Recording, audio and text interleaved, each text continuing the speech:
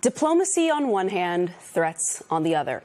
Donald Trump once again raising the specter of military action in Cuba on the heels of a historic meeting between U.S. and Cuban officials. MS Now has confirmed that a senior State Department delegation met with Cuban government officials on Cuban soil last week, according to a State Department official.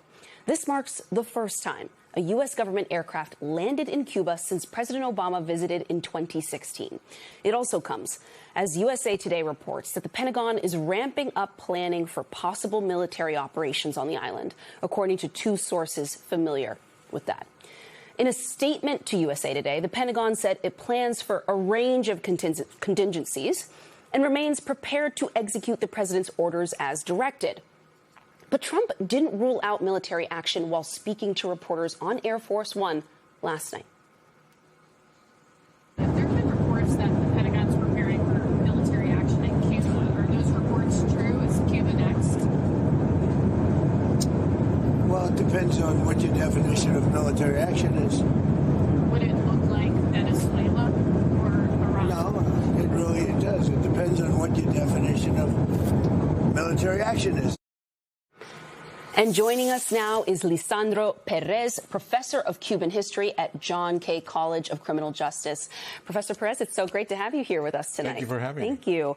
So I spoke with Cuban officials the other day, and they told me that they are watching the Trump administration's negotiations with Iran very, very closely. And one of their major takeaways, of course, is that while you hope for diplomacy, you know that war action could come at any point.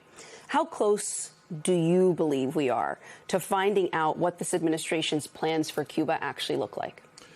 Well, of course, it's very hard to predict what the administration is going to do. And we know that the fact that they're having negotiations would not preclude military action, because that certainly would happen with Iran and happen with Venezuela as well.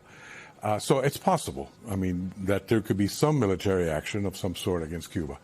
I think it's rather unlikely, however, for several reasons. One is, at least at this time, I would think that the Trump administration, which is, I think, pretty much mired a bit in Iran and having a great deal of difficulty extricating themselves from that, would not probably want to start another conflict of some sort, right? And also, I think that another reason would be that the Cuban military is very solidly in support of the regime. When we talk about Raul Castro, right, and that he's really the person presumably leading the negotiations through his grandson, we're talking about the military. That is, he's personally led the military for decades, and those officers are loyal to him. And not only that, the military has a tremendous stake in the system, because not only for loyalty reasons, but also because they have economic interests in the tourism industry as well. So I think that although obviously in a military conflict, the U.S. would probably eventually prevail, I don't think it's going to be an easy sort of whatever they have planned. I just don't see, for example, a Maduro-type scenario playing out as easily as it happened in Venezuela.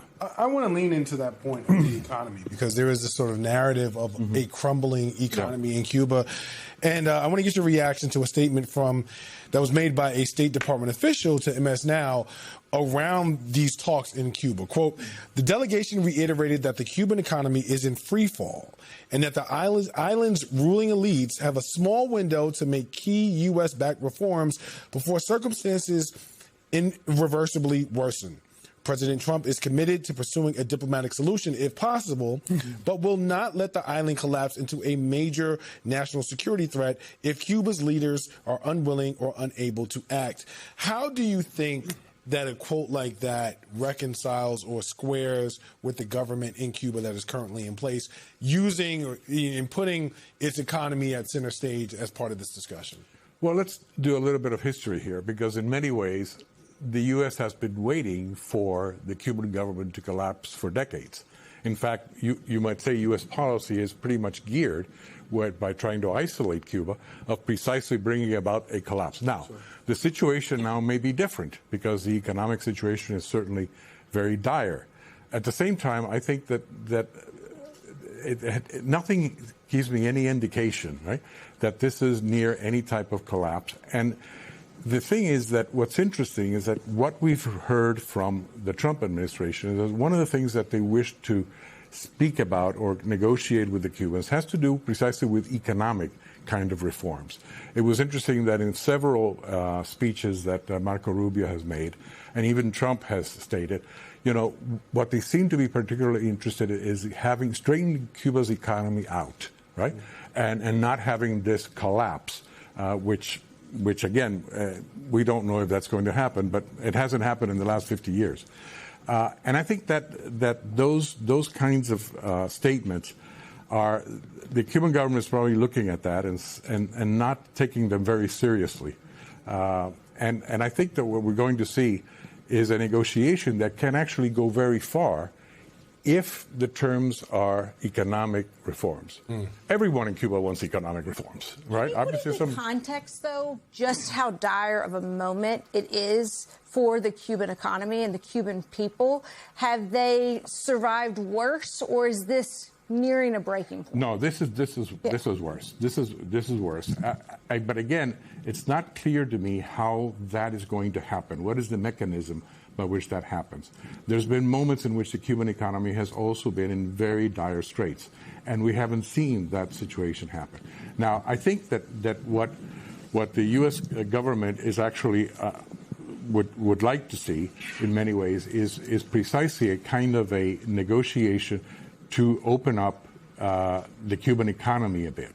But the irony of that is that in order to open up the Cuban economy, one of the things that has to go, right, is the Cuban embargo, right? I mean, if you're going to ask, if you're going to ask Cuba to open up in a market sense, to open up its economic system, you really have to. One of the first things is you have to deal with one of the Cubans' first demands at the negotiating table, which is going to be lift the embargo. Can I ask you how you think this will play with the Miami crowd? If, in fact, the focus is going to be just on the economic piece, wanting to do some business, and we've already seen hints that they have opened up some possibilities for Cubans living in the United States to do business. But if Raul Castro gets to stay, if they don't throw Diaz-Canel out, there are going to be some people who are not so happy about how this all shakes out. This is the worst scenario for Miami, or at least for the leadership or the traditional leadership of the Cuban community, because it would mean that the regime would stay in place. We would be looking, at least in the short term, at a Venezuela scenario. And the question is, and this goes back to talking about regime change, how would regime change take place? Because in Venezuela, you had an organized opposition. Right? You had perhaps alternatives. I'm not sure I'm seeing that in the case of Cuba. So I don't see in many ways the kind of regime change that people in Miami would hope. And I think they're going to be disappointed, because if what we're talking about are economic reforms, that means that the regime stays in place, whereas it opens up economically. For people in Cuba, that might be a welcome thing and not have the conflict, right? But it also means that you're going to have a situation in which Miami is not going to be happy.